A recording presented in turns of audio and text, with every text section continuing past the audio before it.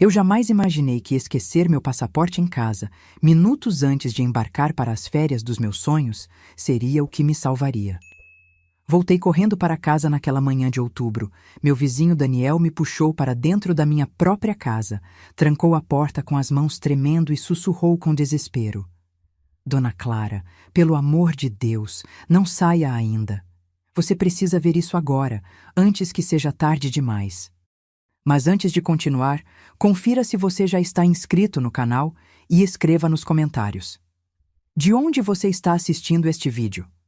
Meu nome é Clara Mendes, tenho 68 anos e passei os últimos 6 meses planejando aquela viagem. 2 semanas em Portugal, o país dos meus pais, conhecendo as aldeias de onde vieram, pisando na terra que tanto ouvira falar nas histórias da minha infância. Seria minha primeira viagem internacional, meu presente de aposentadoria para mim mesma, depois de 42 anos trabalhando como professora. Acordei às 5 da manhã daquela quinta-feira, com o coração acelerado de ansiedade boa. Minha mala estava pronta há 3 dias, revisada e re-revisada. Meu filho Rafael havia insistido em me levar ao aeroporto, o que me deixou feliz. Ultimamente ele andava tão distante, tão ocupado com a própria vida, que qualquer gesto de atenção me aquecia o coração. Ele chegou pontualmente às 6, junto com Amanda, minha nora há 5 anos. Ela estava estranhamente animada, sorridente demais para aquela hora da manhã. Que viagem incrível você vai fazer, sogra, ela disse, me abraçando apertado. 2 semanas inteiras longe de tudo, deve estar tão empolgada. E eu estava. Coloquei a mala no porta-malas do carro de Rafael e entrei no banco de trás, apertando minha bolsa no colo. Foi só quando estávamos a 10 minutos do aeroporto que senti aquele frio na barriga, aquela sensação de que algo estava errado. Abri a bolsa com as mãos trêmulas e revirei tudo. Carteira, celular, óculos, remédios, documentos, mas não o passaporte. Rafael, meu filho, precisamos voltar, eu disse, sentindo o pânico subir pela garganta. Esqueci meu passaporte. Vi pelo retrovisor a expressão dele mudar completamente. Por uma fração de segundo, foi puro pânico, quase raiva. Mas passou tão rápido que pensei ter imaginado. Mãe, tem certeza? Procura bem na bolsa, disse Amanda, se virando no banco da frente. Já procurei 3 vezes. Está na minha cômoda, tenho certeza. Deixei lá ontem à noite depois de conferir a validade. Minha voz saiu embargada. Como eu podia ter sido tão descuidada? Rafael bateu no volante com força. Droga, mãe! A gente não tem tempo para isso. Seu voo é daqui a 2 horas. Eu sei, me desculpa. Senti as lágrimas ameaçarem descer. Mas sem o passaporte não posso viajar. Ele fez o retorno brusco, fazendo os pneus chiarem. O caminho de volta para casa foi tenso, silencioso, pesado. Amanda digitava freneticamente no celular e Rafael dirigia como se estivesse fugindo de algo. 20 minutos depois, estacionamos em frente à minha casa. Era uma casa simples, térrea, com 3 quartos, que eu havia comprado com muito sacrifício aos 35 anos, quando finalmente consegui juntar entrada suficiente com o meu salário de professora. Meu santuário, meu refúgio, meu maior orgulho. Vou buscar rápido, eu disse saindo do carro. A gente espera aqui, disse Rafael, nem se dando ao trabalho de desligar o motor. Corri até a porta da frente, procurando a chave na bolsa. Foi quando ouvi a voz do meu vizinho. Dona Clara. Daniel morava ao lado há 15 anos.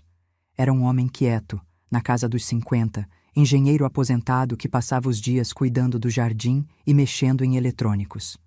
Quase não conversávamos além dos cumprimentos educados, mas ele sempre foi gentil, sempre oferecia ajuda quando via que eu precisava. Mas naquele momento, Daniel não parecia gentil, parecia desesperado. Ele atravessou o jardim dele em 3 passadas largas e agarrou meu braço com força. Dona Clara, por favor, entre comigo, rápido, é urgente. Daniel, eu não posso, estou atrasada, preciso pegar meu passaporte e... É sobre isso. Ele olhou para o carro onde Rafael e Amanda esperavam, depois para mim. Seus olhos estavam vermelhos, como se não tivesse dormido. Por favor, confie em mim. Só 5 minutos. É sobre seu filho. Meu coração disparou. O que tem o Rafael? Ele está bem? Ele está... Por favor, venha ver. Você precisa ver antes de viajar.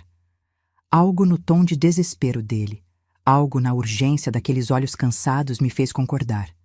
Olhei para o carro. Rafael estava mexendo no celular. Amanda olhava pela janela para o lado oposto. Nenhum dos dois prestava atenção em mim. Entrei na minha própria casa e Daniel entrou logo atrás, fechando a porta. Para minha surpresa, ele girou a chave, trancando-nos por dentro. Daniel, o que você está fazendo? Senti medo pela primeira vez. Me desculpe, Dona Clara, mas se eu não fizer isso, você vai sair, vai viajar e quando voltar pode ser tarde demais. Ele estava quase chorando. Eu gravei tudo, todas as conversas. Eu não estava bisbilhotando, eu juro, mas minha câmera de segurança capta áudio de parte do seu quintal. E ontem à noite... O que aconteceu ontem à noite? Daniel puxou o celular do bolso com mãos tremendo tanto que quase deixou cair. Seu filho e sua nora estiveram aqui. Você não estava. Tinha ido na farmácia. Eles trouxeram um corretor de imóveis. O mundo começou a girar devagar ao meu redor. O quê? Eles estavam mostrando sua casa para possíveis compradores, Dona Clara. E tem mais, muito mais. Senta, por favor. Minhas pernas cederam e eu me sentei no meu próprio sofá, aquele que comprei há 20 anos em uma liquidação e que ainda estava firme e confortável. Daniel sentou ao meu lado e apertou play em um vídeo. A imagem era granulada, em preto e branco, mostrando meu quintal lateral. O ângulo da câmera dele pegava perfeitamente a área perto da minha janela da cozinha. E lá estavam Rafael e Amanda, junto com um homem de terno que eu não conhecia, caminhando pelo meu quintal como se fossem os donos. Daniel aumentou o volume. A data e hora no canto da tela mostravam 18 de outubro, 19h47, ontem à noite, enquanto eu estava fora. A voz de Rafael soou clara. Como podem ver, o terreno é amplo. A casa precisa de algumas reformas, mas a estrutura está boa. Minha mãe Ela cuidou bem do lugar. E quando podemos fazer a vistoria completa? Perguntou o homem de terno. Foi Amanda quem respondeu, com aquela voz doce que ela sempre usava comigo. Em 2 semanas, ela vai estar fora, viajando. Teremos todo o tempo do mundo. Ela sabe que vocês estão vendendo? Perguntou o corretor. O silêncio que se seguiu durou uma eternidade. Então Rafael disse, com uma voz que eu nunca tinha ouvido antes, fria e calculada. Ela vai saber quando precisar saber. Rafael, eu preciso ter certeza de que isso é legal, disse o corretor, soando desconfortável. É completamente legal, garantiu Amanda. Temos procuração. E além disso, quando ela voltar da viagem, ela já vai estar onde precisa estar. Que é onde? O corretor parecia confuso. No Recanto da Paz, disse Rafael. É um lar de idosos. Muito bom, aliás. Ela vai adorar. E a gente já tem tudo acertado. O médico que vai assinar o laudo de incapacidade, os documentos legais, tudo.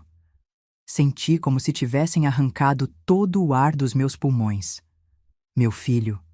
Meu único filho. O menino que eu carreguei, que eu criei sozinha depois que o pai dele nos abandonou. Que eu alimentei, vesti, eduquei, paguei faculdade particular trabalhando em 2 empregos. Daniel pausou o vídeo e me olhou com uma compaixão que partiu meu coração. Tem mais, Dona Clara. Tem muito mais. Eles ficaram conversando por quase 20 minutos. Mostra, eu disse, embora minha voz tivesse saído como um sussurro. Mostra tudo. Ele apertou play novamente. Vi meu filho e minha nora darem uma volta completa pela minha casa, apontando janelas, discutindo o valor do imóvel, planejando reformas e conversando, sempre conversando. A procuração que ela assinou no mês passado nos dá direito legal de vender, explicou Amanda ao corretor. Ela pensou que era só para emergências médicas, mas está tudo lá, em letra miúda. Podemos tomar decisões financeiras em nome dela. E ela não vai contestar? O corretor ainda parecia hesitante. Rafael deu uma risada amarga. Quando ela voltar de Portugal, já vai estar internada. O Dr. Carvalho é meu amigo da faculdade. Ele vai assinar que ela tem demência avançada, que não pode mais viver sozinha. Com o laudo médico e a procuração, a gente tem controle total. Mas ela... Ela parece bem, disse o corretor. Acabei de vê-la entrando no carro de vocês. Não parece ter nada errado com ela. Ela está bem agora, admitiu Amanda. Mas em 2 semanas, oficialmente, ela não vai mais estar. Papelada é uma coisa maravilhosa. O corretor ficou em silêncio por um momento. Olha, eu trabalho com imóveis há 20 anos. Já vi muita coisa. Isso parece errado. Você vai ganhar sua comissão ou não? A voz de Rafael cortou como uma lâmina. Se não quer o trabalho, eu acho outro corretor. Tenho 3 na lista. Eu quero o trabalho, disse o corretor rapidamente. Só estou me certificando. Então está certificado, disse Amanda. A casa vale quanto mesmo?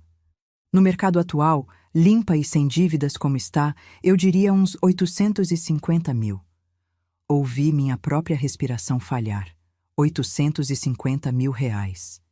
Era verdade que os valores dos imóveis na região tinham subido muito nos últimos anos, mas eu nunca tinha parado para pensar no valor real da minha casa. Era minha casa. Simplesmente isso. Ótimo, disse Rafael. Você acha que consegue vender rápido? Com certeza. Terreno desse tamanho nessa localização, em menos de 1 mês. Daniel pausou novamente e me encarou. Eu estava chorando, as lágrimas descendo silenciosas pelo meu rosto, mas eu nem tinha percebido. Tem mais, ele disse gentilmente.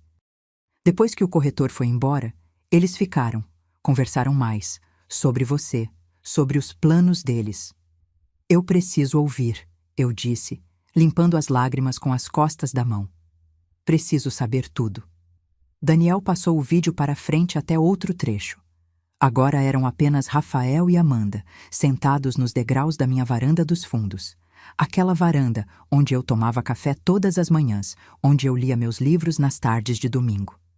2 anos, Amanda estava dizendo. 2 anos fazendo papel de nora dedicada, 2 anos aguentando os almoços de domingo, as histórias repetitivas, os conselhos não solicitados. Eu sei, disse Rafael, acendendo um cigarro. Eu nem sabia que ele fumava. Imagina para mim, são 40 anos, ouvindo como ela se sacrificou por mim, como trabalhou duro, como abriu mão de tudo. Ela é tão dramática, concordou Amanda. Sempre a mártir, sempre a vítima. E meu coração, que eu pensei já estar despedaçado, encontrou novas maneiras de se partir.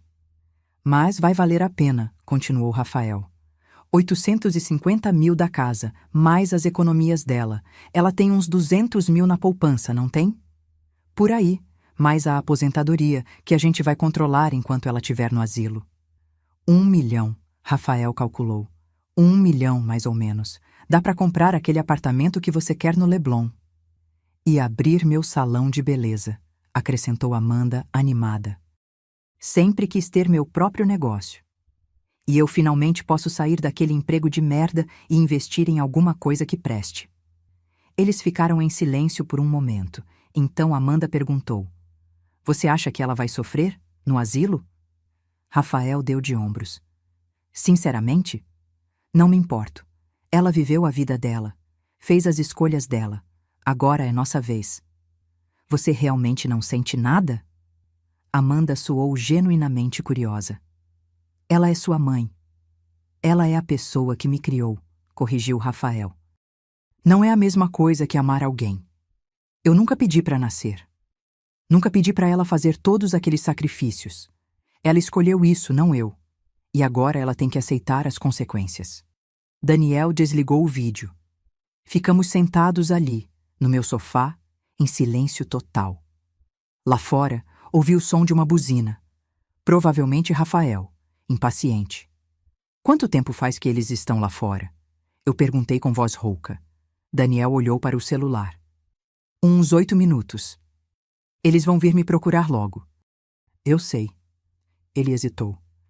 Dona Clara, eu pensei muito antes de te mostrar isso. A noite toda eu fiquei acordado, pensando se devia me envolver, se era da minha conta. Mas aí eu pensei, e se fosse minha mãe? E se fosse comigo? Eu ia querer que alguém me avisasse. Coloquei minha mão sobre a dele. Você fez certo, Daniel. Você salvou minha vida. Outro toque de buzina, mais insistente. O que você vai fazer? Ele perguntou. Eu me levantei, sentindo uma clareza estranha tomando conta da minha mente. A dor ainda estava lá, aguda e profunda como uma facada, mas havia algo mais. Uma raiva fria, controlada, determinada. Primeiro, eu disse, vou pegar meu passaporte. Depois vou cancelar essa viagem. E então... Olhei para Daniel com uma expressão que o fez recuar um pouco. Então vou lembrar ao meu filho exatamente com quem ele está lidando. Subi até meu quarto com as pernas tremendo, cada passo pesando como se eu carregasse o mundo nas costas. Meu passaporte estava exatamente onde eu tinha deixado, em cima da cômoda de madeira que comprei em um brechó há 30 anos. Peguei o documento com as mãos ainda trêmulas e olhei ao redor do quarto. Tudo ali tinha uma história. A colcha de retalhos que minha mãe fez antes de morrer.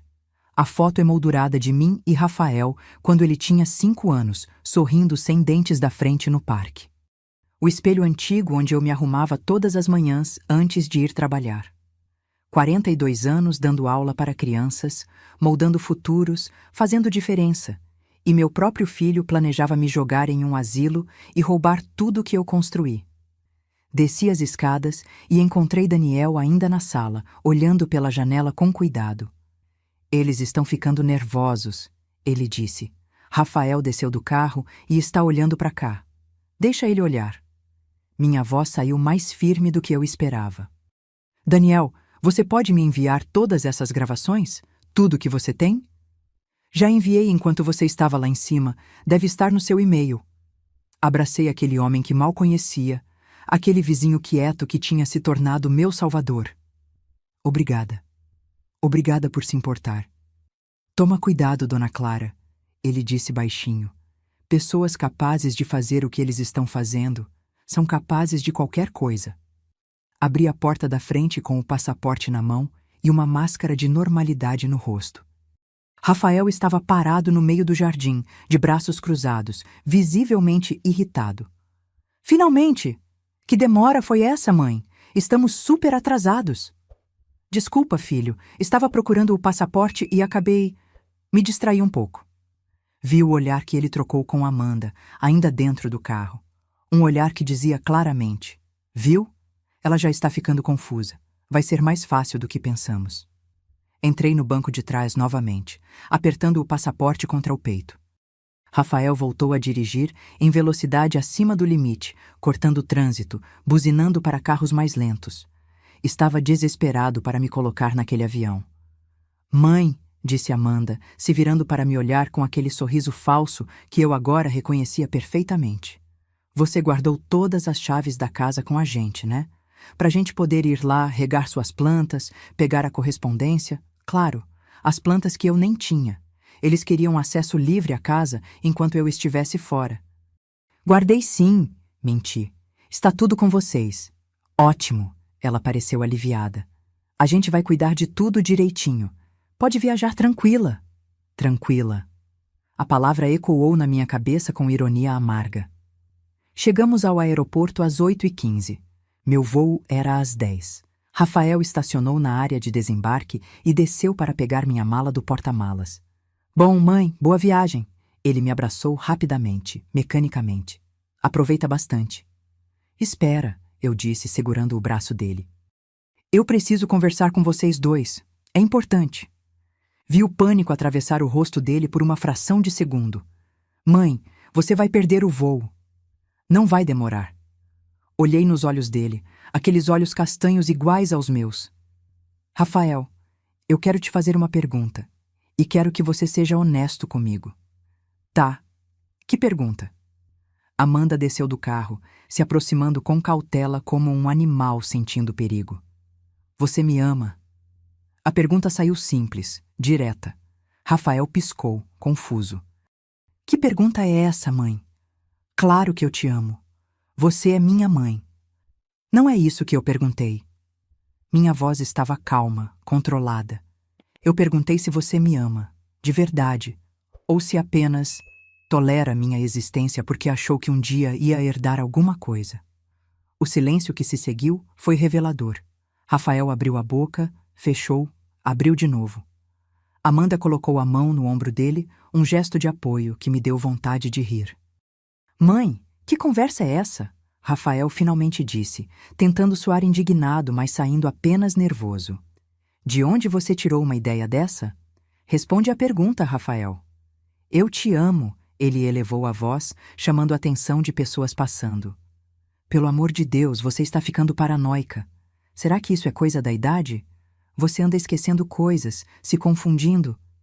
Eu não estou confusa, cortei ele. Estou mais lúcida do que nunca, na verdade. Amanda se intrometeu com aquela voz melosa. Sogra, a senhora está nervosa por causa da viagem. É normal.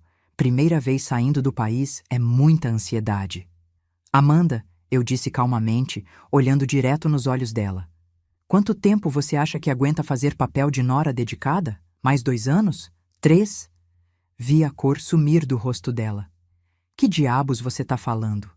Rafael estava ficando agitado agora. Mãe, sério, você precisa embarcar. A gente conversa quando você voltar? Eu não vou embarcar. Silêncio total. Até o barulho do aeroporto pareceu sumir. O quê? Rafael finalmente disse. Eu disse que não vou embarcar. Cancelei a viagem. Você... quando? Agora mesmo, pelo celular, enquanto procurava o passaporte. Outra mentira, mas uma necessária. Rafael passou a mão pelo cabelo, um gesto de frustração que ele fazia desde criança. Mãe, isso é ridículo. Você planejou essa viagem por meses. Por que diabos você cancelaria agora? Por quê? Eu disse devagar.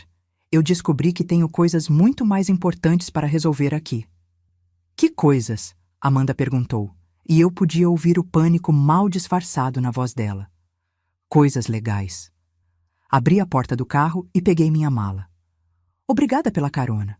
Eu chamo um Uber para voltar. Mãe, espera! Rafael tentou segurar meu braço, mas eu me desvencilhei. Não encosta em mim. Minha voz saiu gelada e vi ele recuar. Eu não sou sua mãe, você deixou isso bem claro. Do que você está falando? Você está tendo um surto. Não, Rafael, eu estou tendo clareza. Pela primeira vez em muito tempo. Comecei a me afastar, puxando a mala. A gente precisa te levar para casa, pelo menos. Amanda correu atrás de mim. Sogra, por favor, a senhora está confusa.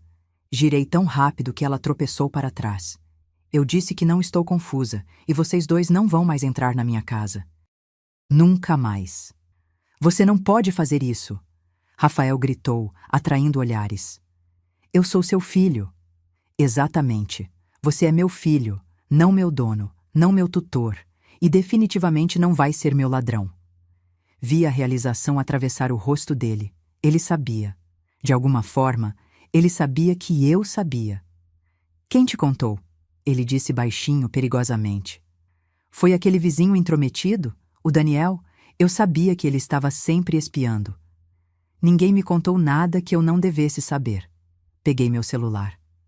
E agora vou ligar para meu advogado. E para a polícia.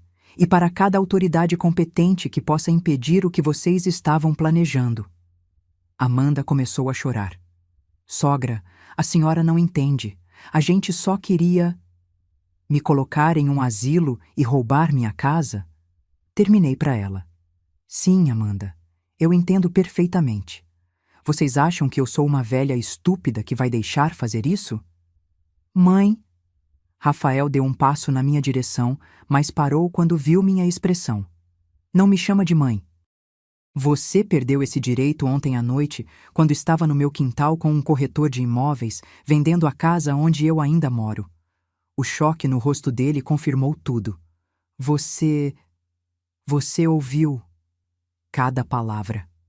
Senti as lágrimas ameaçarem, mas as segurei. Eu não ia chorar na frente deles. Não ia dar esse gosto. Cada palavra sobre como eu sou dramática, sobre como você nunca pediu para nascer, sobre como não se importa se eu vou sofrer no asilo. Amanda soluçava abertamente agora. Rafael estava pálido, as mãos tremendo. Mãe, eu posso explicar. Não pode. Não existe explicação que justifique o que vocês fizeram. Dei as costas e comecei a andar. Não vai ter nada. Rafael gritou atrás de mim. Você ouviu? Nada. Eu sou seu único filho. Eu mereço essa herança. Parei. Girei lentamente. E então disse, com uma calma que vinha de um lugar profundo e frio dentro de mim. Rafael, você não merece nada, porque herança não é direito, é presente. E presentes são dados para quem a gente ama, para quem se importa com a gente, para quem nos respeita. Me aproximei dele, olhando direto nos olhos. Você nunca mais vai ver um centavo meu. E essa casa? Essa casa que você já tinha vendido na sua cabeça? Vai ser doada, cada tijolo, cada metro quadrado, para uma instituição de caridade, para que faça bem para alguém que realmente precisa.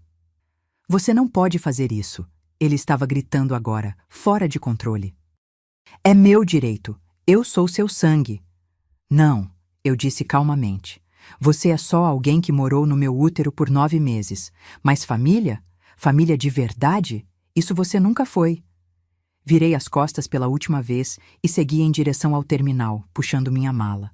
Atrás de mim, ouvi Amanda chorando e Rafael gritando coisas ininteligíveis. Seguranças começaram a se aproximar deles. Entrei no aeroporto com o coração despedaçado, mas a cabeça erguida. Eu tinha uma guerra para travar. E Beatriz Morales, Clara Mendes, não era de desistir de lutas. Sentei em um café dentro do aeroporto, pedindo um cappuccino que nem toquei. Minha mala estava ao meu lado, símbolo de uma viagem que nunca aconteceria, de sonhos que teriam que esperar. Mas não havia espaço para autopiedade agora. Tinha trabalho a fazer. Peguei o celular e abri meu e-mail. Lá estavam 3 mensagens de Daniel com anexos de vídeo. Assisti tudo novamente, dessa vez prestando atenção em cada detalhe, cada palavra, cada implicação legal do que meu filho e minha nora tinham feito. Procuração obtida por engano. Conspiração para cometer fraude. Falsificação de diagnóstico médico. Porque eu tinha certeza que esse Dr. Carvalho nunca me examinou e qualquer laudo que ele assinasse seria pura invenção. Apropriação indébita de bens. A lista de crimes crescia na minha cabeça. Meu primeiro telefonema foi para Helena Souza, minha advogada há 15 anos. Conheci Helena quando ela era estagiária recém-formada e eu precisei de ajuda para redigir meu testamento depois de um susto de saúde. Agora ela tinha um escritório próprio e reputação sólida. Clara, ela atendeu na terceira chamada. Pensei que você estivesse voando para Portugal agora. Mudança de planos, Helena. Urgente. Preciso te ver hoje. O tom da minha voz deve ter alertado ela, porque respondeu imediatamente. Estou com um cliente até às 11, mas cancelo o almoço. 12:00 no meu escritório? Perfeito. Minha segunda ligação foi para o banco. Falei com meu gerente, Eduardo, que conhecia minha situação financeira melhor que ninguém. Senhor Eduardo, preciso revogar imediatamente qualquer procuração que esteja ativa nas minhas contas. Dona Clara, aconteceu alguma coisa? Sim. E vou precisar de um histórico completo de todas as transações dos últimos 6 meses. Todas. Incluindo tentativas de acesso ou consultas feitas por terceiros com procuração. Houve uma pausa. A senhora suspeita de alguma irregularidade? Mais do que suspeito. Tenho provas. Posso passar aí daqui a 1 hora? Estarei esperando. E Dona Clara, vou já bloquear qualquer movimentação que não seja feita pessoalmente pela senhora, por segurança. Obrigada, Eduardo. Terceira ligação, minha amiga Mariana, que trabalhava no Departamento de Registros Públicos. Conheci ela em um curso de artesanato há 10 anos e mantínhamos contato regular. Mari, preciso de um favor, urgente e confidencial. Fala, Clara. Você pode verificar se houve alguma tentativa de registro de documentos relacionados à minha casa? Escritura, procuração, qualquer coisa? Você acha que alguém está tentando fazer algo com sua propriedade? Tenho certeza. Me dá uns 20 minutos. Eu te ligo de volta. Chamei um Uber e, durante o trajeto de volta para casa, comecei a fazer uma lista mental de tudo o que precisava fazer. Revogar todas as procurações, trocar todas as fechaduras da casa, mudar senhas de todas as contas, documentar tudo, preparar uma denúncia formal, proteger meus bens legalmente. Quando o Uber parou em frente à minha casa, vi a caminhonete de Rafael estacionada na rua. Meu estômago se apertou, mas respirei fundo. Eu morava ali. Era minha casa. Ele que saísse. Desci do carro e caminhei em direção à porta da frente. Rafael estava sentado nos degraus da varanda, a cabeça entre as mãos. Quando me viu, levantou-se rapidamente. Mãe, precisamos conversar. Não temos nada para conversar. Por favor. Sua voz estava embargada. Seria arrependimento verdadeiro ou apenas medo de perder o golpe? Deixa eu explicar. Explica o quê, Rafael? Como você planejou me trancar em um asilo? Como ia vender minha casa enquanto eu ainda estivesse viva? Como falsificaria um diagnóstico médico? Subi os degraus, parando na frente dele. Que parte exatamente você acha que precisa explicar? Foi a Amanda. Ela que teve a ideia. Ela que me convenceu. Ah, claro, agora é culpa da Amanda. Ri sem humor. Rafael, você tem 43 anos, não é mais criança. Você fez escolhas, e essas escolhas têm consequências. Eu sei. Ele estava chorando agora, lágrimas de verdade descendo pelo rosto. Eu sei, e eu me arrependo. Eu nunca ia realmente fazer isso. As gravações dizem o contrário. Ele ficou pálido. Que gravações? Você acha mesmo que ninguém ia perceber vocês tramando no meu quintal? Meu vizinho tem câmeras de segurança, Rafael. Câmeras com áudio. Eu tenho tudo. Cada palavra que vocês disseram. Vi o medo real nos olhos dele agora. Mãe, por favor, eu posso ir para a cadeia. Você quer isso? Você quer que seu filho vá para a cadeia? E ali estava, a manipulação, o apelo emocional de última hora, o pensa em mim, não no que eu fiz com você. Você deveria ter pensado nisso antes, eu disse, passando por ele e enfiando a chave na porta. Agora sai da minha propriedade e não volte. Essa casa é minha por direito. A máscara caiu de novo e lá estava a raiva. Eu sou seu único filho. Tudo o que você tem deveria ser meu. Deveria? Girei para encará-lo. Baseado em quê? No fato de você ter saído de mim? Isso não te dá direito a nada, Rafael. Nada. Eu não pedi para nascer. Não pedi para você me criar sozinha. Isso foi escolha sua. Foi. Foi minha escolha te amar, te criar, te dar tudo o que eu podia dar. E foi sua escolha jogar tudo isso fora por ganância. Abri a porta. Agora some daqui antes que eu chame a polícia. Você vai se arrepender disso, ele gritou enquanto descia os degraus. Quando você estiver velha e doente e sozinha, você vai se arrepender de ter me afastado. Rafael, eu disse calmamente, eu já estou velha, e se ficar sozinha, pelo menos vai ser porque escolhi dignidade em vez de aceitar traição. Fechei a porta na cara dele. Encostei na porta por dentro, ouvindo o som dos passos dele se afastando, do motor da caminhonete ligando, dos pneus rangendo na rua. Só então permiti que as lágrimas caíssem. Chorei por tudo que perdi. Não a casa, não o dinheiro. Eu choraria pelo filho que pensei ter, pelo relacionamento que pensei que tínhamos, pela família que descobri nunca existir de verdade. Chorei por 10 minutos. Depois lavei o rosto, tomei um copo d'água e voltei ao trabalho. Daniel bateu na minha porta 20 minutos depois, trazendo uma pasta com todas as gravações impressas, com transcrições que ele fez durante a noite. Pensei que você fosse precisar disso, ele disse timidamente. Em formato físico, para levar para o advogado.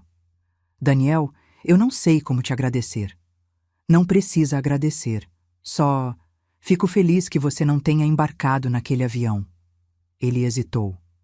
Dona Clara, posso te perguntar uma coisa? Claro. Por que você acha que seu filho fez isso? Quero dizer, ele não parecia passar necessidade. Tem um bom emprego, não é? Suspirei. Rafael sempre quis mais, desde criança. Mais brinquedos, mais roupas, mais viagens. Eu dei o que pude, mas nunca foi suficiente. Sentei no sofá, cansada. E quando ele conheceu a Amanda, ela veio de família rica. Está acostumada com um padrão de vida que o salário dele não pode pagar. Acho que ela viu em mim uma solução. E ele foi fraco o suficiente para aceitar. Isso não justifica.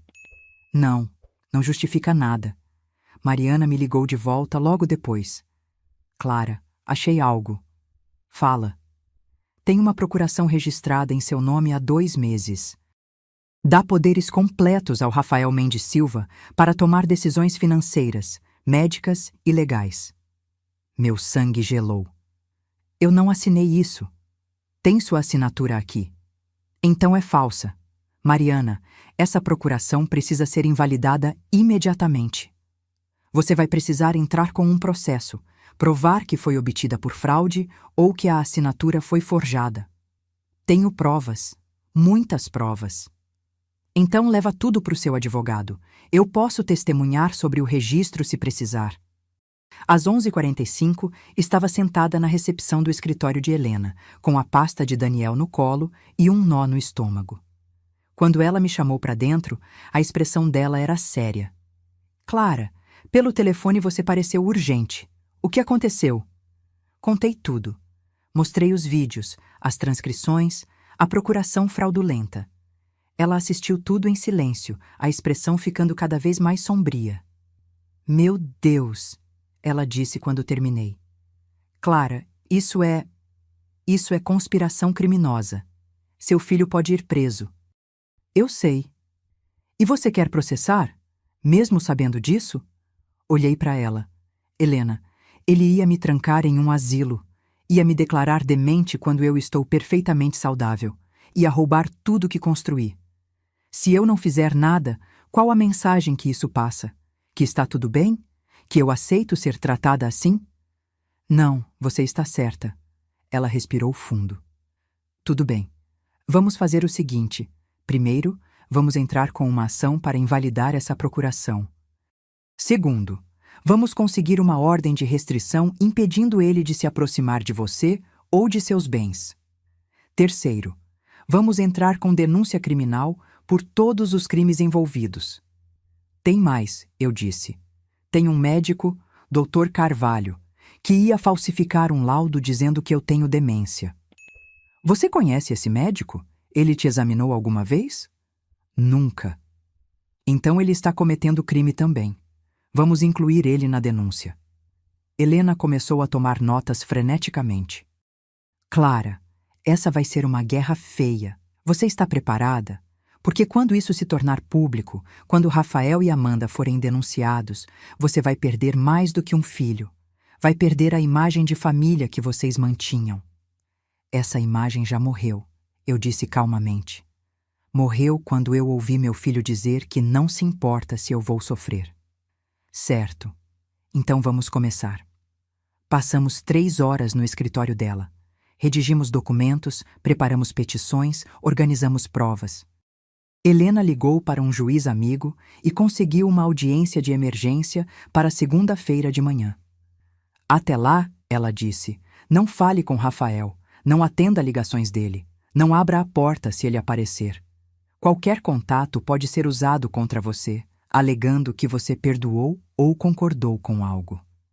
Entendido. E Clara? Ela segurou minha mão. Você é a mulher mais forte que eu conheço. Vai superar isso. Não me senti forte quando saí dali. Me senti cansada, quebrada, velha. Mas tinha uma coisa que eu ainda era, determinada. O fim de semana foi o mais longo da minha vida. Rafael me ligou 47 vezes.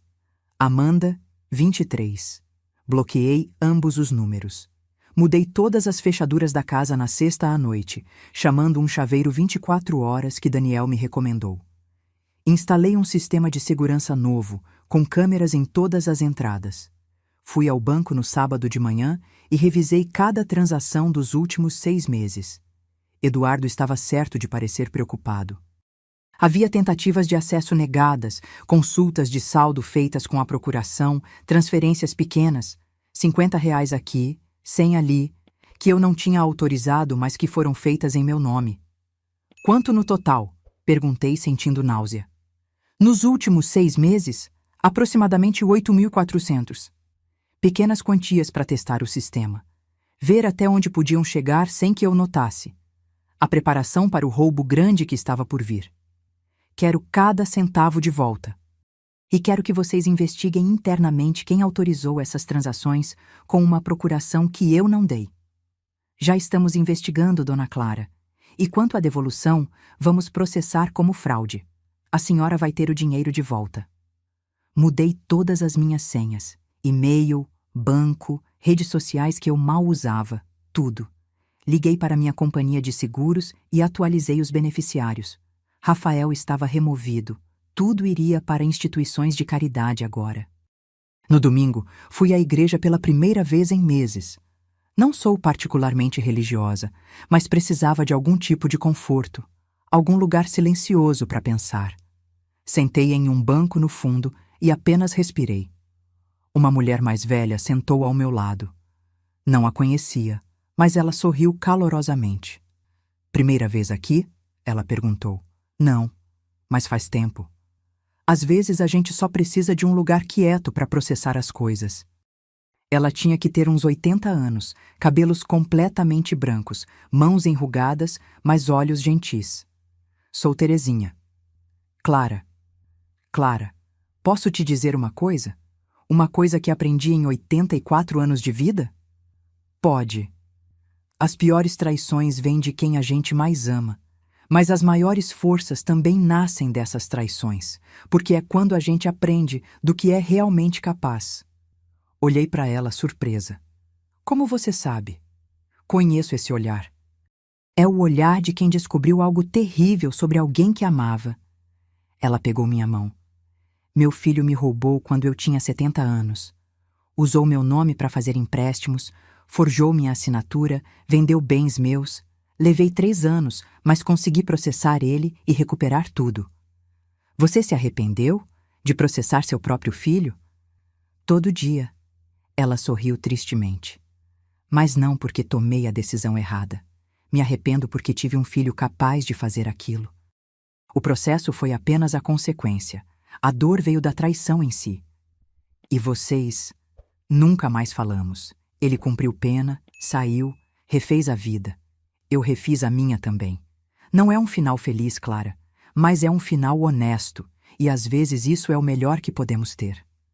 Ela apertou minha mão mais uma vez e foi embora, me deixando com pensamentos pesados, mas também com uma estranha sensação de que eu não estava sozinha. Outras pessoas passaram por isso. Outras sobreviveram. Eu também sobreviveria. Segunda-feira chegou. Vesti meu melhor terno, o mesmo que usei na minha aposentadoria da escola, e fui para o fórum. Helena me encontrou na porta, com uma pasta grossa debaixo do braço. Pronta? Ela perguntou. Pronta. A audiência foi rápida. O juiz Andrade, um homem sério na casa dos 60, ouviu tudo com atenção. Assistiu aos vídeos, leu as transcrições, examinou a procuração fraudulenta. Senhora. Mendes, ele disse quando terminamos. A senhora está ciente de que, se prosseguir com isso, estará denunciando seu filho criminalmente? Ele pode ser preso. Estou ciente, meritíssimo. E ainda assim quer prosseguir? Quero. Se a senhora me permite, se eu deixar isso passar, qual mensagem isso manda? Que está tudo bem roubar idosos? Que está tudo bem falsificar documentos?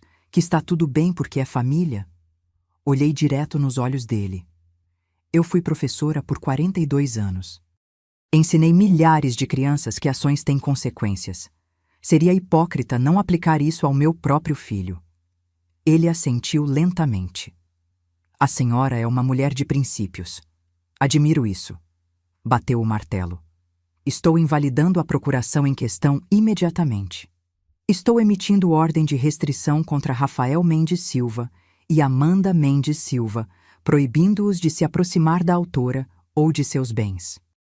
E estou encaminhando este caso para o Ministério Público para investigação criminal de conspiração para fraude, falsificação de documentos, apropriação indébita e abuso financeiro de idosos.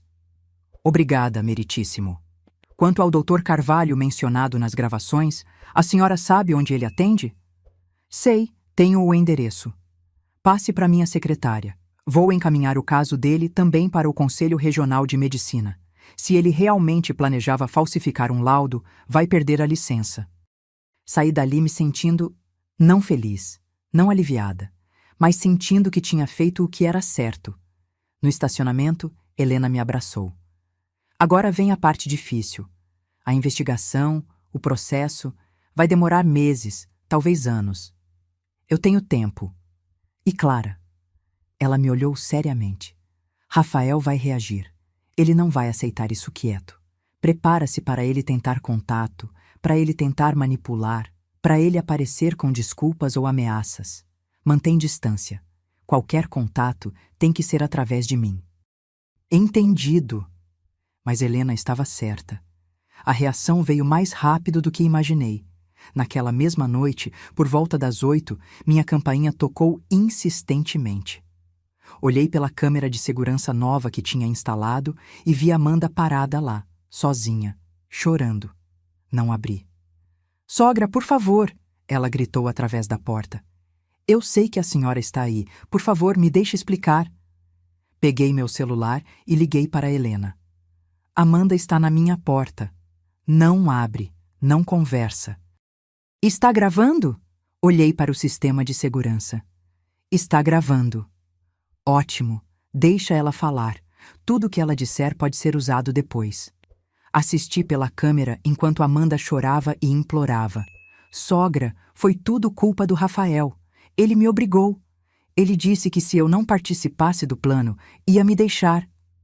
Ela limpou o nariz no manga da blusa. Eu não queria fazer isso. Eu juro, eu gosto da senhora. Mentira. Eu tinha ouvido ela mesma na gravação de Daniel, dizendo como era irritante fazer papel de nora dedicada. Por favor, a senhora vai destruir minha vida. Eu vou perder meu emprego, minha reputação, tudo. Por favor, só retira a denúncia. Eu prometo que nunca mais vou aparecer. Prometo. Ela ficou ali por 20 minutos. Depois foi embora, finalmente percebendo que eu não ia abrir. 2 horas depois, foi Rafael. Mas ele não implorou. Ele ameaçou. Você vai pagar por isso, ele gritava para a câmera. Vai ficar velha e sozinha e ninguém vai cuidar de você. Quando você estiver doente, quando precisar de alguém, vai lembrar que afastou seu único filho. Liguei para a polícia. Eles vieram, viram a ordem de restrição e levaram Rafael embora com um aviso. Se voltasse, seria preso. Os dias seguintes foram uma mistura de alívio e tristeza profunda. Alívio porque tinha me protegido. Tristeza porque estava realmente sozinha agora. Daniel checava comigo todo dia. Trazia comida às vezes, alegando que tinha cozinhado demais. Ficamos amigos de verdade, unidos pela circunstância estranha que nos juntou. Você não se arrepende? Ele perguntou uma noite, enquanto tomávamos chá na minha varanda. De denunciar? Não. Me arrependo de ter criado um filho capaz disso. Mas de me defender? Nunca. 3 semanas depois da audiência, o Ministério Público me chamou para depor. Contei tudo de novo, mostrei todas as provas de novo. O promotor era um homem jovem, sério, determinado. Senhora Mendes, seu caso está abrindo precedente. Estamos investigando mais profundamente e descobrimos que este não é um caso isolado. O Dr. Carvalho já falsificou laudos para outras famílias. Já temos mais 3 vítimas que se apresentaram. Mais 3 pessoas que quase foram roubadas pela própria família. Exatamente. E todas com o mesmo padrão: procuração obtida por engano, diagnóstico falso de demência, internação forçada, apropriação de bens. Meu Deus! Por isso seu caso é tão importante. Se conseguirmos condenar todos os envolvidos, vamos mandar uma mensagem clara. Esse tipo de crime não vai ser tolerado. Saí dali me sentindo parte de algo maior. Não era só sobre mim. era sobre todas as pessoas idosas sendo abusadas, roubadas, descartadas pela própria família. Mariana me ligou naquela noite. Clara, vi no sistema. Seu caso tá causando onda aqui. Como assim? Tem jornalistas pedindo acesso aos documentos públicos. Seu caso vai virar notícia. E virou. Uma semana depois, tinha uma repórter na minha porta. Recusei entrevista, mas isso não impediu que a história vazasse. Professora aposentada denuncia filho por tentar roubá-la e interná-la em asilo, dizia a manchete. Meu telefone não parava de tocar. Antigos alunos me ligando, oferecendo apoio, colegas professoras me visitando. Vizinhos que eu mal conhecia batendo na porta para dizer que estavam orgulhosos da minha coragem. Mas a ligação que mais me marcou foi de uma mulher que não conhecia. Dona Clara, meu nome é Marisa. Vi sua história no jornal e... eu precisava ligar. Porque minha mãe, ela passou por algo parecido há 5 anos, mas ela não teve coragem de denunciar. E ela morreu ano passado, sozinha, em um asilo, enquanto meu irmão vivia na casa dela. A voz dela quebrou. Eu queria ter sido tão forte quanto a senhora. Queria ter protegido ela, mas não fui, e agora é tarde demais. Marisa, eu disse gentilmente, nunca é tarde demais para fazer o certo. Você pode denunciar agora. Pode processar seu irmão agora. Posso? Pode. E deve. Depois daquela ligação, percebi algo. Minha história não era só minha. Era de toda pessoa que já se sentiu impotente diante de abuso familiar.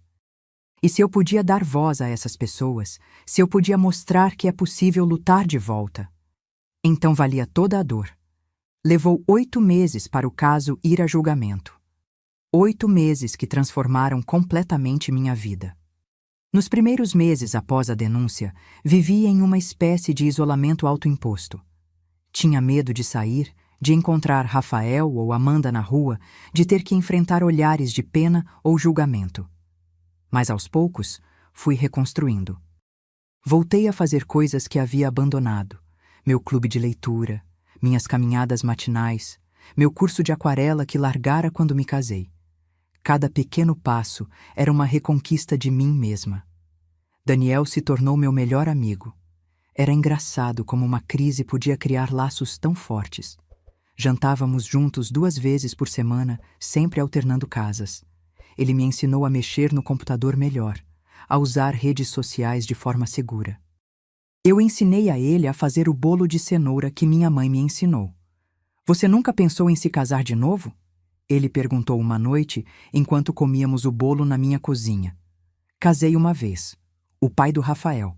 Durou 15 anos até ele decidir que uma professora primária não era glamurosa o suficiente para o gosto dele. Sorri sem amargura.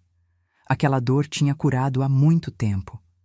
Depois disso, preferi ficar sozinha. Ou, pelo menos, era o que eu pensava. E agora? Agora sei que sozinha e solitária são coisas diferentes. Posso estar sozinha, mas não me sentir solitária. É tudo sobre qualidade das conexões, não quantidade de sangue compartilhado. Em abril, 5 meses após a denúncia, recebi uma carta. O envelope era simples, sem remetente, mas reconheci a caligrafia imediatamente. Rafael. Minha primeira reação foi jogar fora sem abrir, mas a curiosidade venceu. Abri com mãos trêmulas. Mãe, você destruiu minha vida. Perdi meu emprego quando a história saiu nos jornais. Amanda me deixou. Ela está morando com os pais dela agora. Estou respondendo processo criminal e vou ser preso. Tudo isso porque você não conseguiu perdoar um erro. Porque você é egoísta demais para pensar no seu próprio filho. Espero que esteja feliz. Espero que valha a pena ficar sozinha pelo resto da vida, porque é isso que você vai ficar. Velha, sozinha e amarga. Eu era tudo o que você tinha, e você me jogou fora. Rafael, li a carta 3 vezes. Procurei algum sinal de arrependimento verdadeiro, algum pedido de desculpas, algum reconhecimento do que ele fez de errado. Não havia nada disso. Apenas culpa. Apenas vitimização. Apenas a mesma manipulação de sempre. Mostrei a carta para Helena. Isso pode ser usado como evidência? Pode. Mostra falta de remorso, tentativa de manipulação emocional. Vou anexar ao processo. Ela me olhou com preocupação. Como você está? Melhor do que esperava, respondi honestamente. Há 6 meses isso teria me destroçado. Agora? Agora só confirma que fiz a coisa certa. Mas mesmo dizendo isso, ainda doía. Ainda havia noites em que eu acordava às 3 da manhã, lembrando do Rafael criança. Do garotinho que corria para mim quando se machucava, que me chamava de minha mãe especial, que me fazia cartões no Dia das Mães com desenhos tortos de nós duas. Onde aquele garoto tinha ido parar? Ou ele nunca existiu de verdade? Só existiu na minha imaginação de mãe esperançosa. O trabalho da investigação continuou. O Dr. Carvalho foi preso e o Conselho Regional de Medicina cassou sua licença permanentemente. Descobriram que ele tinha falsificado mais de 15 laudos nos últimos 3 anos, todos para famílias querendo declarar idosos incompetentes. Foi um escândalo que dominou os jornais por semanas. E cada vez que a história era mencionada, meu nome vinha junto. O caso que expôs o esquema de fraude contra idosos. Recebi centenas de cartas. Pessoas me agradecendo por ter tido coragem. Pessoas contando histórias similares. Pessoas pedindo conselho sobre como se proteger. Uma carta em particular me marcou. Era de uma mulher de 85 anos chamada Estela. Querida Clara, tenho 85 anos e 3 filhos. Depois de ler sua história, peguei todos os meus documentos e fui consultar um advogado. Descobri que meu filho mais velho tinha obtido procuração e estava aos poucos transferindo meu dinheiro para contas dele. Se não fosse sua coragem de denunciar, de tornar público o que aconteceu com você, eu nunca teria suspeitado. Nunca teria checado. E estaria hoje sem nada. Você salvou mais do que sua própria vida, Clara. Salvou a minha. E provavelmente a de muitas outras. Com gratidão eterna, Estela. Chorei quando li aquela carta. Chorei porque pela primeira vez desde que tudo começou, senti que havia propósito naquela dor. Que não foi tudo em vão. Em junho, 2 meses antes do julgamento, o promotor me chamou para uma reunião. Senhora Mendes, tenho uma proposta para a senhora. Que tipo de proposta? Rafael e Amanda estão dispostos a fazer um acordo. Eles se declaram culpados dos crimes de fraude e falsificação. Em troca, o promotor pede penas reduzidas, 2 anos de prisão domiciliar em vez de cadeia, mais restituição financeira e serviços comunitários.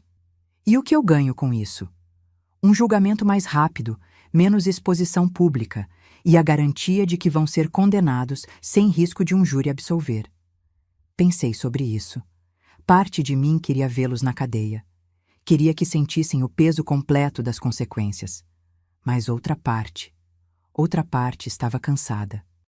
Cansada da briga, cansada da exposição, cansada de reviver a traição toda vez que tinha que contar a história. Quanto de restituição financeira? Todo o dinheiro roubado, mais danos morais. Estamos falando de aproximadamente R$150 mil no total. E os serviços comunitários? 300 horas cada um, trabalhando em lares de idosos. Irônico, eu sei, mas é proposital. Queremos que eles vejam de perto o que quase fizeram com você. Refleti por um longo momento. Posso pensar sobre isso? Claro. Tenho que ter uma resposta até semana que vem. Conversei com Daniel sobre isso naquela noite. O que seu coração diz? Ele perguntou. Meu coração está confuso. Minha cabeça diz para aceitar o acordo. Menos estresse, fim mais rápido. Mas meu coração acha que eles merecem algo pior. E se você pensar não no que eles merecem, mas no que você merece? O que seria melhor para você? Aquela pergunta mudou minha perspectiva. O que eu merecia? Paz. Encerramento.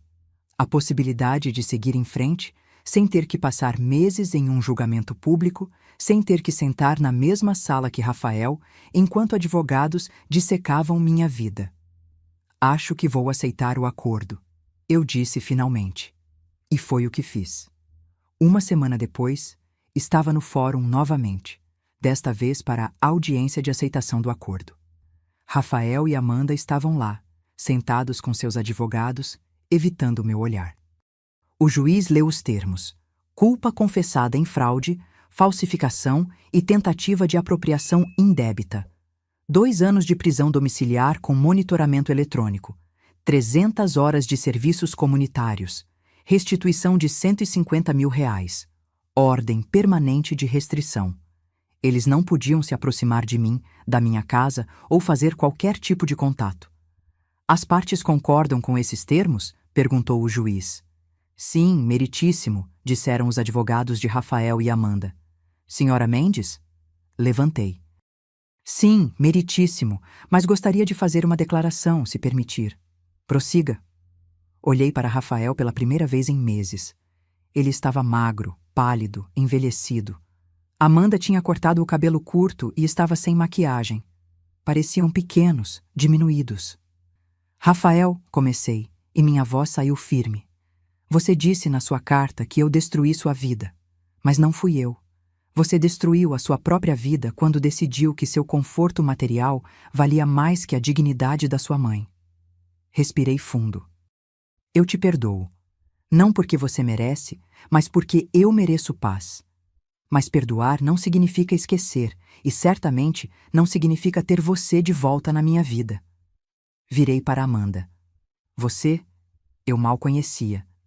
Mas aprendi que algumas pessoas veem idosos não como seres humanos, mas como recursos a serem explorados. Espero que seu trabalho nos lares de idosos te ensine que pessoas velhas ainda são pessoas, ainda merecem respeito, dignidade, amor. Voltei para o juiz. Aceito o acordo, meritíssimo. E peço que parte da restituição financeira seja doada para o Fundo de Proteção ao Idoso, para ajudar outras vítimas de abuso familiar. Assim será feito, disse o juiz, batendo o martelo. Caso encerrado. Saí daquele prédio pela última vez, sentindo algo que não sentia há muito tempo. Leveza. Acabou. Finalmente, acabou. Helena me abraçou na escadaria. Você foi incrível lá dentro. Só quero ir para casa, eu disse. Quero tomar um chá, sentar na minha varanda e não pensar em processos ou traições por um tempo. Você merece. E foi exatamente isso que fiz. Cheguei em casa, preparei meu chá favorito de camomila, sentei na minha cadeira de balanço na varanda e, pela primeira vez em 8 meses, permiti que minha mente ficasse completamente em paz. O sol estava se pondo, pintando o céu de laranja e rosa. Meu jardim, que eu tinha negligenciado durante toda a turbulência, estava precisando de cuidados. Mentalmente já estava fazendo planos para revitalizá-lo.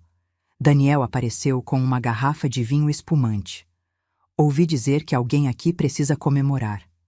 Como você soube? Helena me ligou. Espero que não se importe. Não me importo. Sorri genuinamente. Na verdade, fico feliz de não estar sozinha. Bebemos o vinho, conversamos sobre coisas sem importância, rimos de piadas bobas. E quando a noite caiu completamente, olhei para as estrelas e senti, pela primeira vez em muito tempo, gratidão. Gratidão por Daniel, que arriscou se envolver. Gratidão por Helena, que lutou por mim. Gratidão até pela dor, porque me ensinou do que eu era capaz. Sabe, eu disse para Daniel, durante muito tempo pensei que família era tudo, que sangue era o vínculo mais importante que existia. E agora? Agora sei que família é quem aparece quando você precisa, quem te protege, quem te respeita. Olhei para ele. Família é você, Daniel. Família é a Helena. Família é essa comunidade que se formou ao meu redor quando eu estava mais vulnerável. Ele sorriu, os olhos brilhando. Então acho que somos família. Acho que sim. E naquele momento, sentada na minha varanda com meu amigo ao lado, minha casa segura, meu futuro protegido, eu percebi que tinha algo que Rafael nunca teria. Verdadeira paz de espírito. Porque paz não vem de quanto dinheiro você tem ou de quantas propriedades você rouba. Vem de dormir à noite sabendo que você fez a coisa certa, mesmo quando foi difícil. E eu tinha feito a coisa certa. Os meses seguintes ao acordo foram de reconstrução.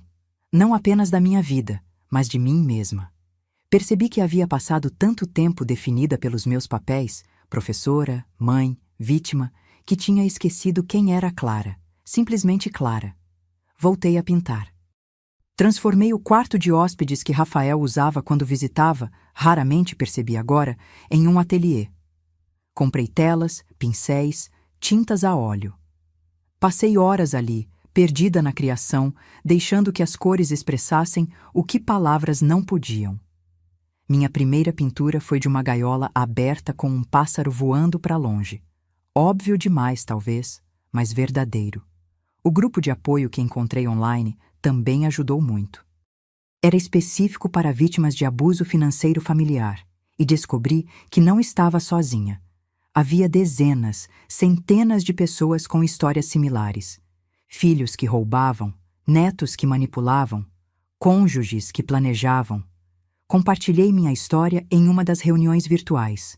Uma mulher chamada Glória, que tinha 72 anos, comentou depois: "Você fez o que eu nunca tive coragem de fazer", denunciou, e agora está livre. "Você ainda pode denunciar", eu disse. "Minha filha já gastou todo o meu dinheiro, não tem mais nada para recuperar." "Mas tem justiça, ainda pode haver consequências." Glória ficou em silêncio por um momento. "Sabe de uma coisa? Você tem razão. Só porque ela já roubou tudo, não significa que deveria sair impune." 2 semanas depois, Glória me mandou uma mensagem. Tinha ido a um advogado e feito uma denúncia. "Graças a você", ela escreveu. "Obrigada por me mostrar que nunca é tarde para se defender." Aquele tipo de mensagem se tornou comum. Pessoas me escrevendo, me agradecendo, me contando que minha história as inspirou a agir. Percebi que tinha uma plataforma, mesmo sem querer. Em setembro, um ano depois de ter esquecido o passaporte e descoberto a traição, uma jornalista me procurou para uma entrevista em profundidade. "Não só sobre o caso", ela explicou, "mas sobre o que você aprendeu, sobre como se reconstruir após uma traição familiar. Acho que muita gente precisa ouvir isso." Hesitei. Exposição pública ainda me deixava desconfortável, mas pensei nas glórias do mundo, nas estelas, em todas as pessoas sofrendo em silêncio. "Tudo bem", eu disse. "Vamos fazer." A entrevista aconteceu na minha casa. A jornalista, Paula, era uma mulher na casa dos 40 com olhos gentis e jeito respeitoso. "Me conta, Clara", ela começou. "Quando você descobriu o que seu filho estava planejando, qual foi seu primeiro pensamento?" "Que eu tinha falhado como mãe." A resposta saiu honesta, crua. "Porque como eu podia ter criado alguém capaz daquilo?" "E você ainda sente assim?" "Às vezes, mas estou aprendendo que eu não falhei. Eu fiz tudo o que uma mãe devia fazer. Dei amor, educação, valores." O que ele fez com tudo isso, as escolhas que ele tomou quando adulto, isso não é reflexo de mim. É reflexo dele. "Você chegou a confrontá-lo?" Perguntou por quê. "Não, porque qualquer resposta seria insuficiente. Não existe motivo bom o suficiente para fazer o que ele fez." "E Amanda, sua nora?" Suspirei. "Amanda veio de uma família rica. Acho que sempre viu pessoas mais velhas como recursos. Viu em mim uma fonte de dinheiro fácil. E Rafael foi fraco o suficiente para concordar." "Você os perdoou?" "Perdoei por mim, não por eles. Carregar raiva é como tomar veneno e esperar que o outro morra. Eu escolhi soltar." "Mas você não quer eles de volta na sua vida." "Não. Perdão não significa reconciliação. Significa paz. E minha paz requer distância deles." A entrevista foi publicada em uma revista importante e posteriormente republicada online. Recebi milhares de mensagens, a maioria de apoio, algumas críticas. Como pode abandonar seu próprio filho? Família é família, devia ter perdoado de verdade. Mas uma mensagem em particular me chamou a atenção. Era de uma professora jovem, 28 anos, chamada Júlia. "Dona Clara, sou professora como a senhora foi. E tenho uma aluna, Isabela, que vive com a avó. Percebi que a avó estava ficando cada vez mais frágil, confusa, enquanto os pais da Isabela, filhos da avó, compravam carros novos, faziam viagens. Depois de ler sua história, reconheci os sinais. Conversei discretamente com a avó. Ela não sabia que tinha vendido a casa. Não sabia que tinha dado dinheiro aos filhos. Graças a você, consegui conectar ela com um advogado. Ela fez denúncia. E agora ela e a neta estão protegidas. Você salvou essa família, Dona Clara. Você está salvando tantas famílias apenas por ter tido coragem de contar sua história. Com imensa gratidão, Júlia. Chorei ao ler aquilo. Chorei porque significava que tudo, toda a dor, toda a exposição, todo o confronto, tinha valido a pena. Em outubro, Daniel me fez uma proposta surpreendente. Clara, o que você acha de darmos palestras juntos? Palestras sobre o quê? Sobre abuso financeiro de idosos, sobre os sinais de alerta, sobre como se proteger. Eu posso falar do ponto de vista técnico, segurança residencial, proteção de documentos. Você fala do ponto de vista pessoal. A ideia me assustou e me empolgou ao mesmo tempo. Você acha que alguém ia querer ouvir? Clara, você recebe 100 mensagens por semana de pessoas querendo conselhos. Tem uma necessidade enorme de informação sobre isso. Então começamos. Primeiro em uma biblioteca local, para um grupo pequeno de 15 pessoas. Depois em um centro comunitário, para 50. Logo estávamos sendo convidados para falar em associações de aposentados, grupos de terceira idade, até em faculdades de direito. Cada palestra era catártica. Cada pessoa que vinha me agradecer depois, dizendo que agora sabiam o que observar, o que perguntar, como se proteger. Cada uma delas validava minha decisão de tornar minha história pública. Conheci Terezinha de novo em uma dessas palestras. A senhora da igreja que tinha me contado sobre o filho dela meses atrás. Clara! Ela me abraçou calorosamente. Estou tão orgulhosa de você. Terezinha, que alegria te ver. Vim te contar uma coisa. Lembra que eu disse que nunca mais falei com meu filho? Lembro. Bem, ele me escreveu, depois de ver sua entrevista na revista. Disse que vendo outra pessoa passar pelo mesmo e ter coragem de denunciar, o fez perceber a gravidade do que ele fez comigo. Seus olhos estavam marejados. Não sei se posso perdoar completamente, mas estamos tentando conversar. Com supervisão de um terapeuta. Terezinha, isso é maravilhoso. É graças a você. Sua coragem deu coragem a ele também. Coragem de encarar o que fez. Nem toda a história termina assim, eu sabia. Rafael nunca me procurou com arrependimento verdadeiro. As cartas ocasionais que recebia dele, via advogado, respeitando a ordem de restrição, eram sempre cheias de autopiedade, nunca de responsabilidade. Mas estava tudo bem. Eu tinha construído uma nova vida. Uma vida cheia de propósito, de conexões verdadeiras, de paz. Em novembro, fiz 69 anos. Daniel organizou uma festa surpresa na minha casa. Havia 20 pessoas lá. Amigos novos, velhos colegas de escola, pessoas do grupo de apoio que tinham se tornado amigas, alunos que me acompanharam durante todos esses anos. Enquanto cantavam parabéns, olhei ao redor e senti meu coração transbordar. Estas eram minhas pessoas, minha verdadeira família. Faz um pedido, gritou alguém. Fechei os olhos. E pedi não por coisas materiais, não por reconciliação impossível com Rafael. Pedi apenas para ter sabedoria para continuar usando minha experiência para ajudar outros, para continuar sendo voz para os que não tinham. Quando abri os olhos, Daniel estava me olhando com aquele sorriso gentil dele. Feliz aniversário, Clara. Obrigada, por tudo, por ter me salvado naquele dia. Você se salvou sozinha, ele corrigiu. Eu só te mostrei o que você precisava ver. O resto foi toda você. Talvez ele estivesse certo. Talvez eu sempre tivesse tido essa força dentro de mim. Só precisei de uma crise para descobrir. Mais tarde, quando todos foram embora e eu estava limpando os pratos com Daniel, meu celular tocou. Número desconhecido. Atendi com cautela. Alô? Dona Clara? Uma voz feminina, jovem, nervosa. Meu nome é Beatriz. Sou filha do Rafael. O mundo parou. Filha do Rafael? Repeti confusa. Mas o Rafael não tem filhos. Tem sim. Eu tenho 22 anos. Minha mãe... Ela namorou o Rafael antes dele conhecer Amanda. Ficou grávida. Ele pagou pensão, mas nunca quis contato. Sentei devagar, processando. Rafael tinha uma filha. Eu tinha uma neta. E nunca soube. Por que você está me ligando agora, Beatriz?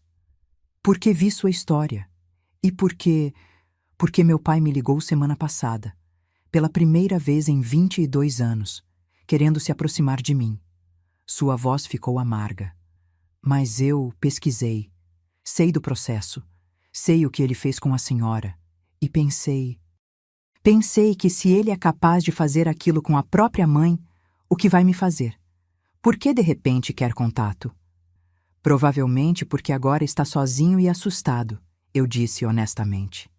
E está procurando alguém para manipular. Era o que eu imaginava. Ela suspirou. Dona Clara, eu sei que não tenho direito de pedir nada. A senhora nem sabia que eu existia. Mas você aceitaria me conhecer? Não por ele, por nós. Porque eu sempre quis ter avó. Meu coração se apertou e se expandiu ao mesmo tempo. Uma neta. Uma possibilidade de família que eu pensava ter perdido para sempre. Beatriz, eu disse suavemente, eu adoraria te conhecer.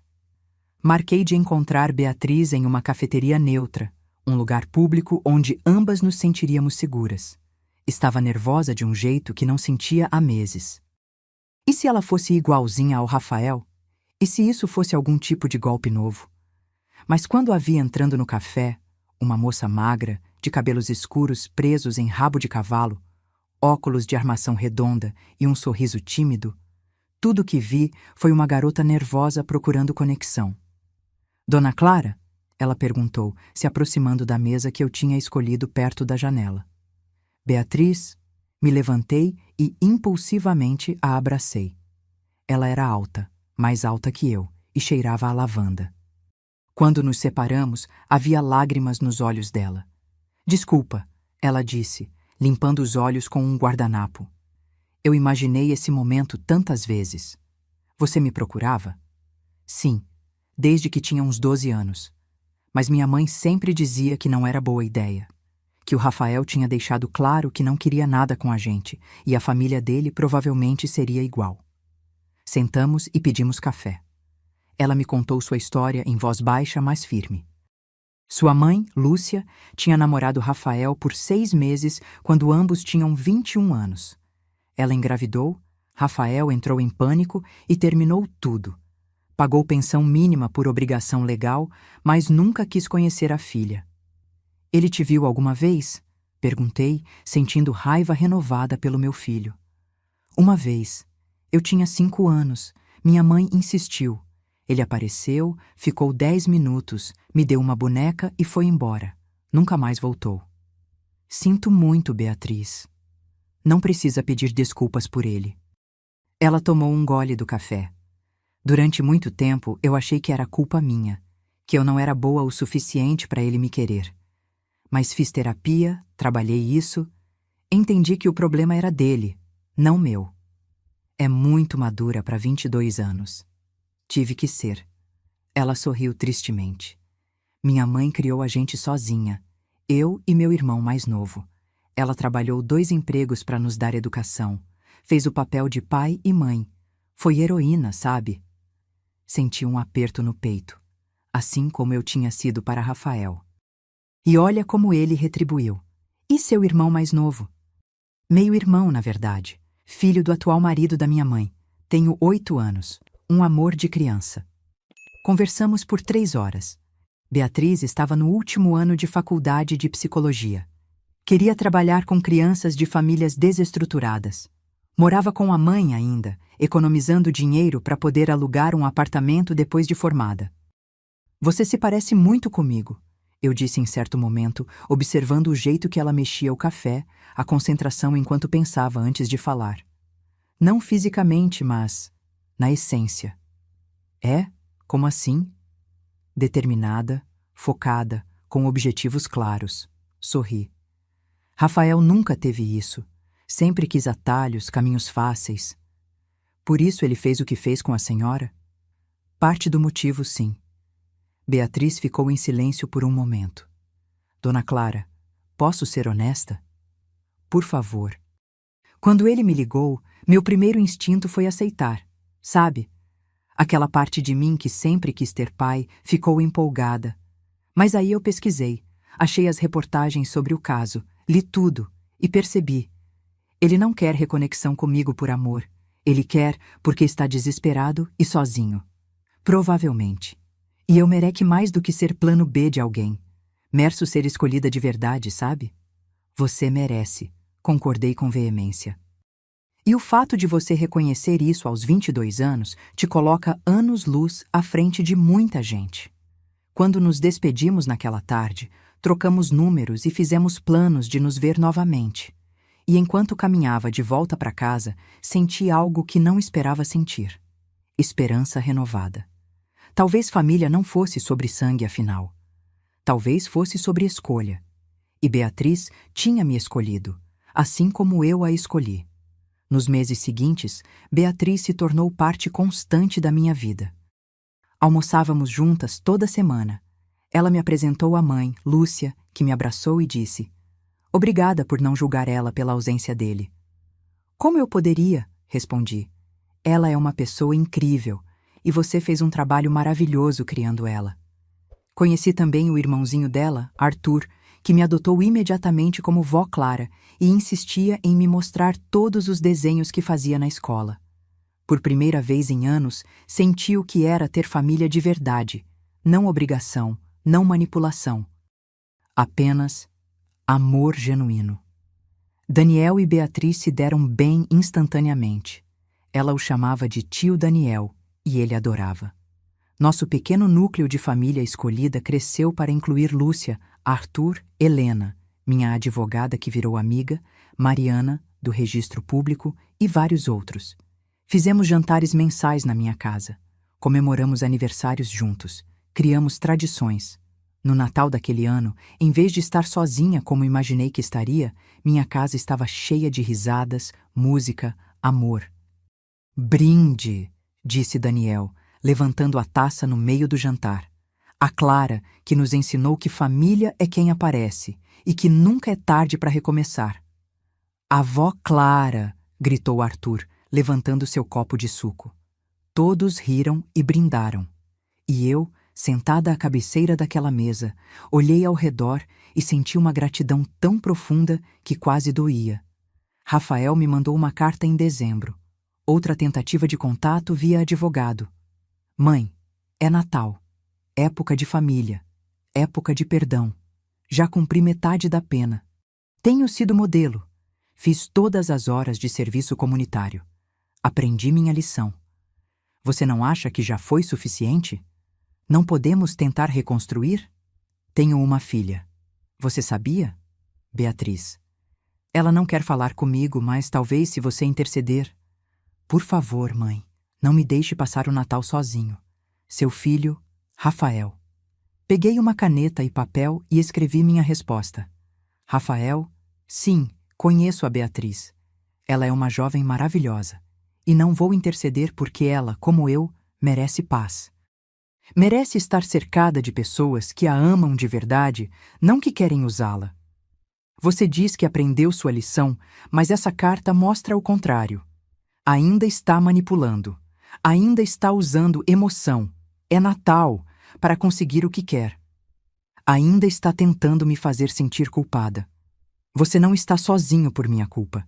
Está sozinho por suas escolhas. Quando você realmente aprender, quando puder escrever uma carta assumindo responsabilidade total, sem me culpar, sem pedir nada em troca, talvez possamos conversar. Até lá, cuide-se, Clara." Enviei via advogado e não recebi resposta. Parte de mim sentiu tristeza, a parte que ainda lembrava do garotinho que ele foi. Mas a parte maior, a parte mais forte, sentiu paz, porque eu tinha feito tudo o que podia. O resto era com ele. Em janeiro, 2 anos depois de esquecer aquele passaporte, eu finalmente fiz a viagem para Portugal que havia planejado. Mas não fui sozinha. Fui com Beatriz, Daniel e Lúcia. 4 dias explorando aldeias, comendo bacalhau, ouvindo fado. Em uma noite em Lisboa, sentados em um restaurante com vista para o Tejo, Beatriz me fez uma pergunta. Vó, você se arrepende de ter denunciado o Rafael, sabendo tudo que veio depois? Pensei cuidadosamente antes de responder. Não. Porque se eu não tivesse denunciado, estaria presa. Talvez não fisicamente em um asilo, mas emocionalmente, presa na raiva e na traição. A denúncia me libertou. E você acha que ele vai mudar algum dia? Não sei. Espero que sim, por ele.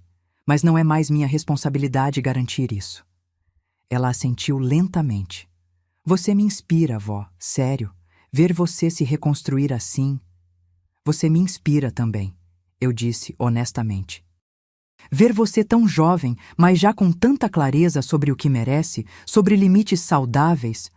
Aos 22 anos, eu mal sabia quem eu era. Daniel levantou sua taça. Às mulheres fortes desta mesa e aos novos começos. Brindamos sob o céu estrelado de Lisboa e eu soube, com certeza absoluta, que estava exatamente onde deveria estar. Hoje, 3 anos depois daquele dia em que voltei para buscar o passaporte e Daniel me mostrou a verdade, minha vida é completamente diferente. Transformei minha história de dor em propósito. A fundação que criei com parte do dinheiro da restituição já ajudou 247 idosos vítimas de abuso familiar. Oferecemos assistência jurídica gratuita, apoio psicológico e educação sobre proteção financeira. Beatriz, agora formada em psicologia, trabalha na fundação em tempo parcial enquanto faz mestrado. Ela atende os casos mais sensíveis, adultos que estão processando os próprios filhos, pais que estão lute contra netos manipuladores. Daniel continua dando palestras comigo. Nossa última foi para uma plateia de 500 pessoas. 500 pessoas aprendendo os sinais de alerta, aprendendo como se proteger, aprendendo que nunca é tarde para se defender. Helena se tornou a advogada principal da fundação. Já ganhou 17 casos, todos contra familiares que tentaram roubar idosos. Mariana usa sua posição no registro público para nos alertar quando vê documentos suspeitos sendo registrados. Já evitamos 6 fraudes antes que acontecessem. Minha casa, que quase foi roubada, agora cedia reuniões mensais do grupo de apoio. 15 a 20 pessoas se reúnem na minha sala, compartilhando histórias, oferecendo suporte, construindo comunidade. O jardim que eu tinha negligenciado está lindo agora. Beatriz e Arthur me ajudam a cuidar dele todo fim de semana. Plantamos rosas, hortênsias, jasmins. É meu santuário. Voltei a viajar. Já fui à Argentina, ao Chile, ao Uruguai. Sempre com minha família escolhida. Sempre criando memórias. Rafael cumpriu a pena de prisão domiciliar e mudou de cidade. Ouvi por terceiros que ele e Amanda se divorciaram, que ele está trabalhando em um emprego comum, longe dos holofotes. Não sei se ele mudou de verdade ou se apenas aprendeu a esconder melhor sua natureza. Não importa mais. Ele não faz parte da minha vida. Mas Beatriz faz, e Arthur, e Daniel, e Lúcia, e todos os outros que escolheram me amar de verdade. Semana passada, recebi uma carta de uma mulher em São Paulo. Dizia: Dona Clara, assisti sua palestra online e pela primeira vez em 5 anos tive coragem de confrontar minha filha sobre o dinheiro que ela estava tirando da minha conta.